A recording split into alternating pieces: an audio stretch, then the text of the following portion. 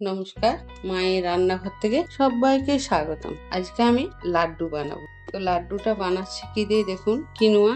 এটা অনলাইনে অর্ডার দিলে পেয়ে যাবেন। এই 1 বাটি মেপে নিচ্ছি।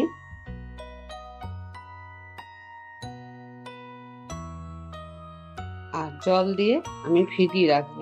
ধোয়ার কোনো প্রয়োজন নেই, এরকম ভিজিয়ে রাখলেই হবে। 2 ঘন্টা ভিজিয়ে রাখবো। খুব ভালো করে ধুয়ে নিয়েছি, 3 থেকে 4 বার ধুয়েছি। খুব কালো কালো জল বেরোলো। এবার ঢাকা দিয়ে রেখে দেবো। 2 ঘন্টা পর আমি ফিরে এলাম। এবার একটু গরম জলে ভাপিয়ে নেব। জল বসিয়ে দিয়েছি গ্যাস জেলে। এবার আমি কিনোয়াটা দিয়ে দিচ্ছি। গরম জলে দেওয়ার কারণ, কিনোয়ার একটা গন্ধ আছে, সেই গন্ধটা গরম জলে দিলে কেটে যাবে, তাহলে লাড্ডুটা খুব সুন্দর হবে। এভাবে জল ছেঁকে বসালে একটু গন্ধটা থাকবে না। 5 মিনিট আমি একটু ভাপিয়ে নিলাম। এবার গ্যাসটা নিভিয়ে আমি ছেঁকে নেব। 2 চামচ বেসন নিয়ে নিই, 2 থেকে 3 চামচ নেব। বেসনটা একটু ভেজে নেব। বেসন ভাজলে একটা সুন্দর গন্ধ বেরোয়, সেই গন্ধটা বেরোনো পর্যন্ত আমি গ্যাস একদম লো ফ্লেমে করে ভেজে নেব। ভাজা হয়ে গেছে দেখুন, আমি এবার নামিয়ে দিচ্ছি। আবার আমি কড়াটা বসিয়ে দিয়েছি। এবার 2 চামচ ঘি দিয়ে দিচ্ছি। কিনোয়াটা ঢেলে দিচ্ছি।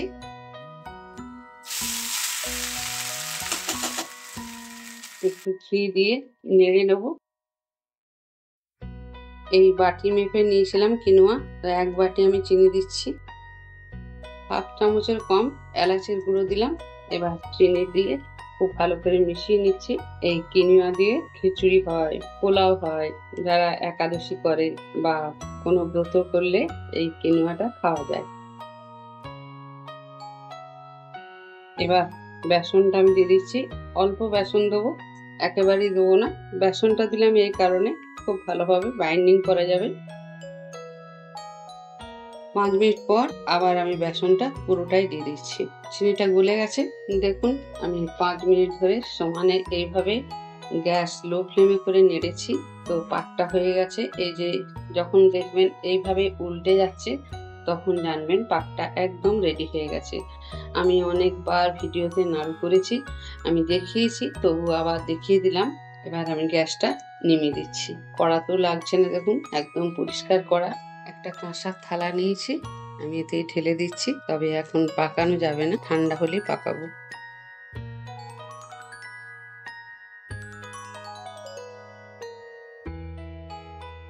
এখানে একটা পাত্র নিয়েছি, একটু ঘি দিয়ে দিচ্ছি।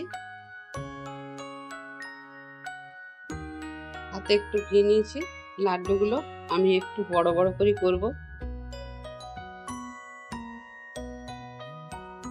এইভাবে একদম হালকা চাপ দিলে গোল হয়ে যাবে। দেখুন কি সুন্দর গোল হয়েছে, একদম পাকানো হয়ে গেছে সব। দেখুন আমি কেটে দেখিয়ে দিচ্ছি। একটু নরম, কিন্তু খেতে খুব টেস্ট হয়। একদম নতুন রেসিপি। একটু ঠান্ডা হলে একটু শক্ত হয়ে যাবে। একদম নতুন ধরনের লাড্ডু। ভিডিওটা আপনাদের কেমন লাগলো মূল্যবান মতামত জানাবেন। ভিডিওটা লাইক, শেয়ার, সাবস্ক্রাইব করার অনুরোধ রইল। সবাই ভালো থাকুন, সুস্থ থাকুন। ধন্যবাদ। এখানে নারকেলের গুঁড়ো নিয়েছি, একটু কোট করে দিচ্ছি নারকেল গুঁড়ো দিয়ে।